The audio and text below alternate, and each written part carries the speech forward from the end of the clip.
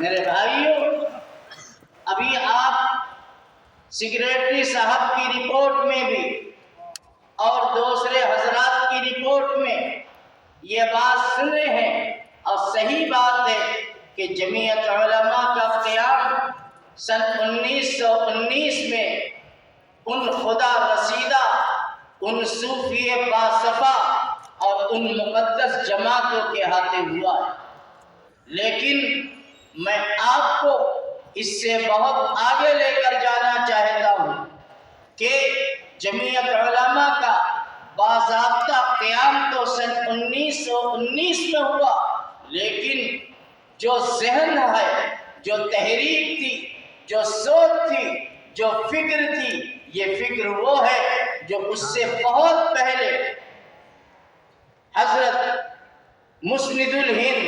شاہ عبدالعزیز محدث دہلوی رحمت اللہ علیہ کی جو فکر تھی، اور اس فکر کو نسل بعد نسل وہ فکر منتقل ہوتی چلی آئی ہے۔ سن 1799 میں جب شہید اعظم ٹیپو سلطان کو شہید کیا گیا، اور اس کے بعد انگریز کی طرف سے یہ اعلان کیا گیا کہ خلق خدا کی ملک بادشاہ کا قانون کمپنی بہادر کا یہ اعلان کیا، تو اس وقت اس مجاہد اعظم نے سر سے کفن باندھ کر یہ اعلان کیا کہ آج ہمارا ملک غلام ہو گیا ہے، اب مصحف ملک کے ہر انسان پر جہاد فرض ہے۔ مولانا سید ارشد مدنی زندہ باد، ارشد مدنی زندہ باد، نعرہ تکبیر،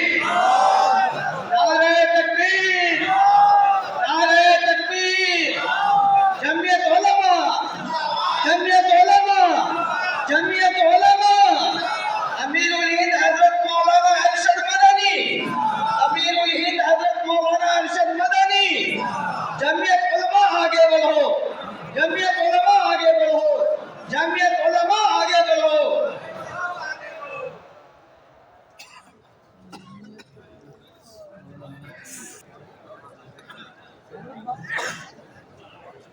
میں عرض یہ کر رہا تھا کہ اس وقت سن 1803 میں حضرت شاہ عبدالعزیز محدث دہلوی رحمہ اللہ تعالی نے یہ اعلان فرمایا تھا،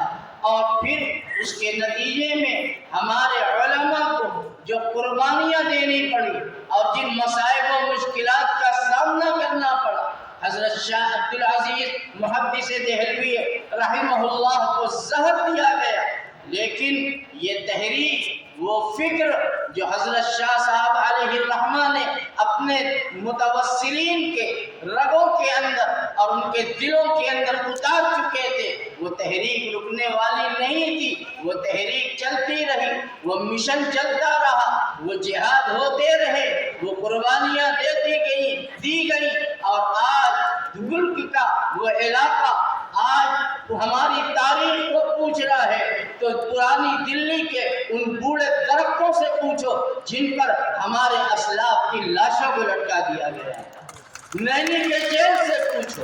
احمد آباد کی جیل سے پوچھو، بالا کوٹ کے میدان سے پوچھو، شاملی کے میدان سے پوچھو، ہم نے کیا کیا قربانی نہیں دی ہیں اور کیسی مشقتیں برداشت کی گئی ہیں، کتنی جانوں کا نذرانہ پیش کیا گیا ہے، کہ آج صحیح کہا ہے کہنے والے نے کہ اس ملک کی کوئی سرزمین اور کوئی خطہ ایسا نہیں ہے جو ہمارے خون سے لالا زار نہ ہوئی۔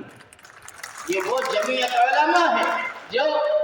آج اپنے روز قیام سے لے کر آج تک اپنے اسی مشن پہ چل رہی ہے۔ ملک جب آزاد نہیں ہوا تھا تو ملک کی آزادی کے لیے قربانی دی گئی، اور 1947 کو جب ملک کی آزادی کا سورج طلوع ہوا اور آزادی ملی ہے، اس کے بعد سے ملک میں جو حالات ہوئے، جو تقاضے تھے، جو ضرورتیں تھیں، اس کے مطابق جمعیت علماء نے سر سے کفن باندھ کر کے وہ مجاہدانہ کارنامے انجام دیے۔